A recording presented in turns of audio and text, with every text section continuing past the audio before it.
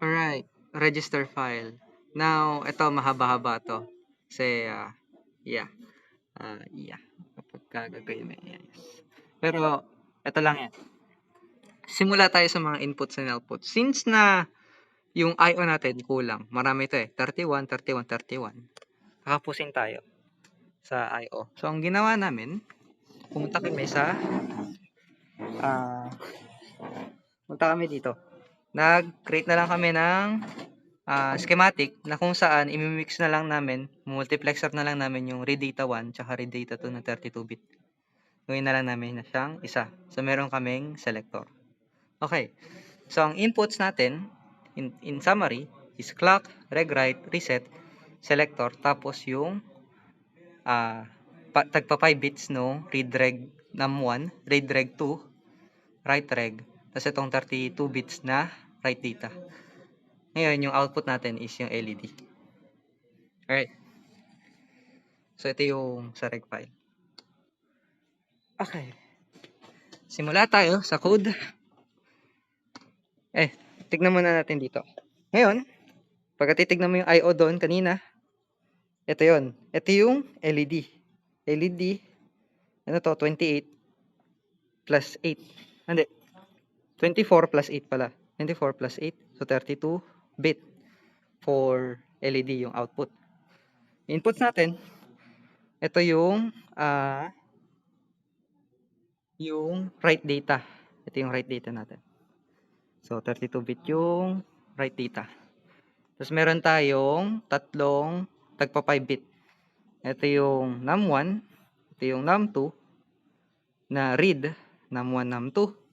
Tapos, ito yung write data na reg, yung address. So, ito, tatlong to, addresses yan. Ngayon, meron tayong switches. Ito yung reset. Ito yung write, reg write na binary, na on and off switch lang. Tapos meron tayong clock dahil dun sa multiplexer natin. Lagay ko na rin siya sa natin, sa reg file for compatibility na lang din. Tapos meron tayo, ito yung huli, yung selector. Double check.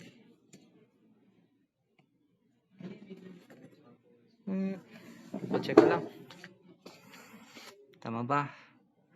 Meron po ba tayo? Reset clock. Yung clock, ayun, yung clock. Yung clock is, ito lang siya. Yung button na to. Clock. Okay. So, lahat ng inputs natin, right now, naka 0 lahat. 0, 0, 0, 0 lahat yan. Ngayon, ang pinoportray ng board natin is yung data 2. Kasi ito, kapag naka-on, num1, ito, num2. So, ito, ang pinoportray niya is 0 byte. Kasi 0 to lahat ng num2. Ng register memory natin. Okay. So, nag-reset tayo kanina. Reset. Yan. Reset. Okay. Tapos, pupunta natin to kay, gusto natin mag-read ng num1. Okay. Basahin muna natin. Actually, basahin muna natin yung sa code.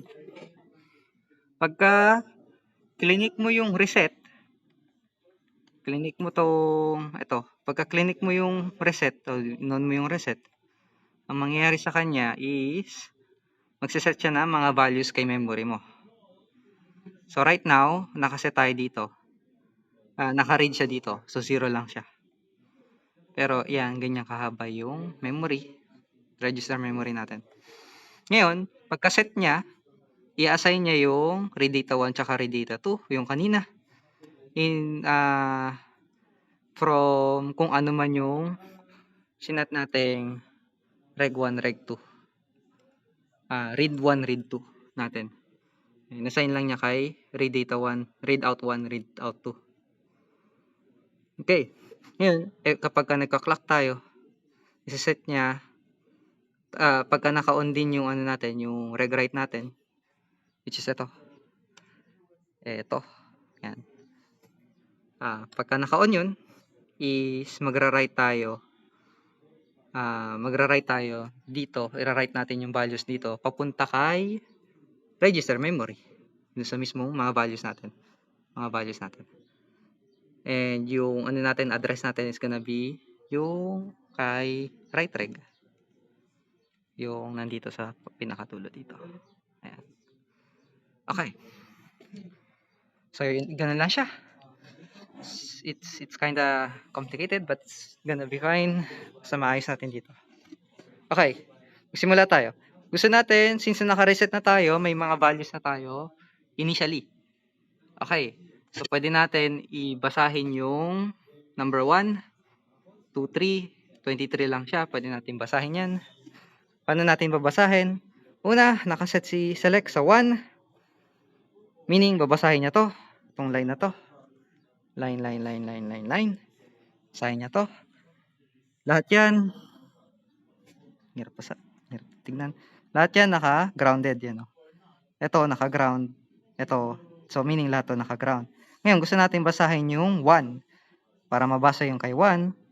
Itong black lang na to. Itong black tingnan na to. Ilagay lang natin siya sa 1. Sa value 1.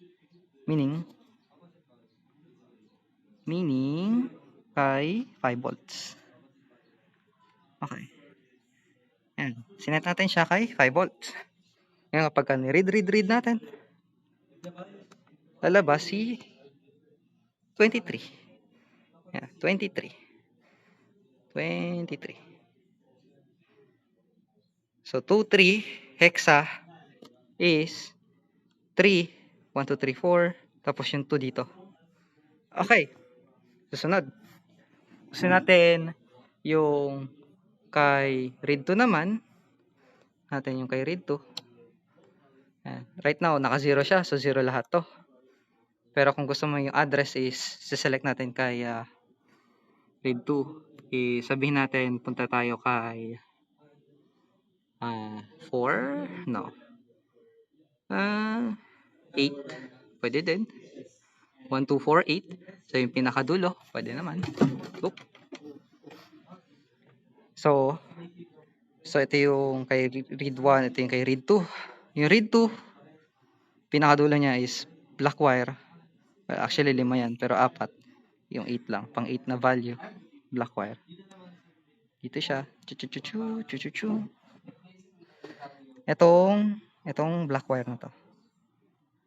Sabihin natin, lagay natin sa 1. Ayan yung 1. Ayan yung red 5 volts. Ayan, 1.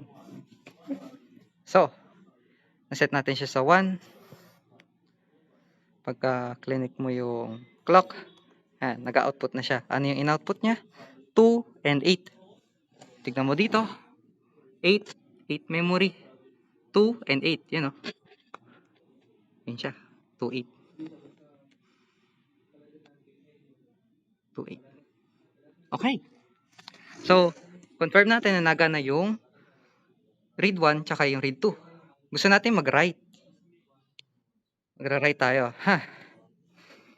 Ito na yung part na awkward.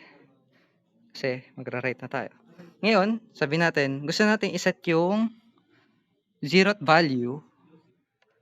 Gusto natin set yung, i-write natin yung 0th value. Kasi 0 naman na itong reg-write. Yung reg-write na, na address. Into whatever yung nandito sa data na to. So, iset natin. Gusto natin yung pinaka-0th address ng reg memory. Sabihin natin 7 111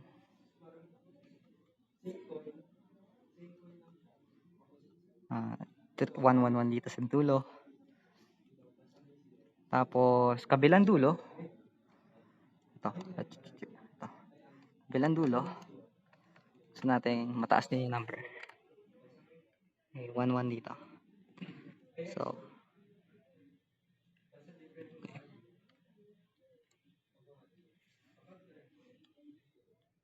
okay. So, 11.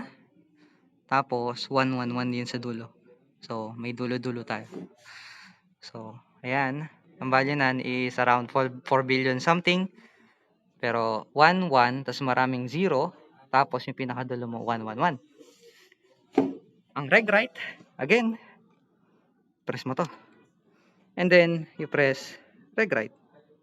You press the clock. Ngayon, nag-right na siya. Okay, paano natin babasahin yun? Para mabasa natin, again, balik tayo dito. Titignan mo yung selector natin.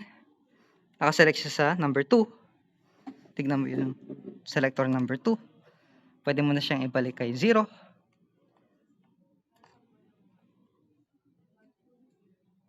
Set natin kay 0. Ayan. So, 0 na siya. So, babasahin niya na yung on na natin tong clock. Basahin niya na yung babasahin niya na yung reg 2 which is address na 0, value of 0. So, reg memory 0, it's gonna be yung number na in-input natin. Pagka-click mo, ayan na. Lumabas na siya. So, may dalawang naka-on na bits dito sa pinakadulo. Tapos 3 yung bits sa pinakadulo. Ganyan na siya. Ngayon, to confirm na gumagana lahat, pati yung reset, pwede natin siyang i-reset. Resetting. Dapat magiging babalik to sa 0. Pagka bumalik to sa 0, then we're done. Gumana siya. Oh no, hindi siya gumagana. Bakit hindi siya gumagana? Kasi maybe, just maybe, nagra-write siya. No, hindi naman siya nagra-write. So, ito try ulit natin. Ayun, gumana na. Okay. Ayan, nag-zero out sila ulit. Gusto ba nating magra-write pa ba tayo isa pa? Hindi na. Sige. Okay, sige, ra-write tayo. Ra-write tayo ng isa pang value. So, tayo magra-write. Ganito lang din sigurong value. Hindi, dagdagan natin ng isa. Isang something dito. Something. Yan. So, 1, 1, tapos 6 na 0, tapos 1. So, maraming 0. Tapos 3 1 sa dulo. So, tayo magra-write. Ra-write tayo maybe kay 2 bits dito. So, that's gonna be C. Or, oops. 8, 9, 10, 11, 12, 13 yata to. Hindi, 12 lang. Sira yung G-length.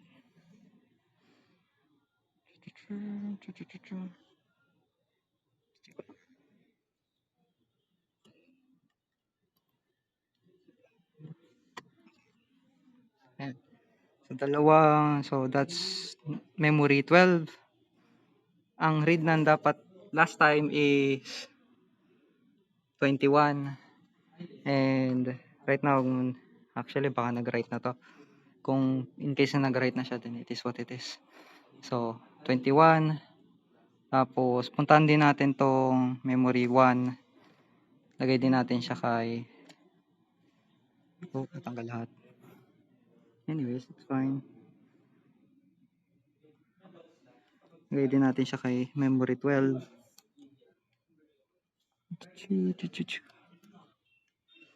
Para pagka-write niya, mabasa na rin natin agad. So, ayan. So, this is 0, 0, 1, 1. Okay. Kasi yung selector natin, i-on natin. Para yung reg 1 yung mabasahin niya. Okay.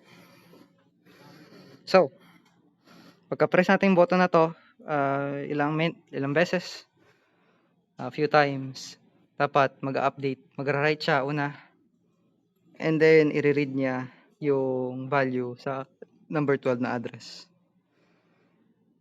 Press. Ayan na, nag-read na siya. Okay. Ito yung sinasabi ko na 2 bit sa 6 na 0. Tapos isang bit dito na 1. Maraming 0, 0, 0, 0. Tapos 3 1, 1, 1. So, nag-write tayo kay address 12. Magkano si register memory. Magkano si read data. And that's it.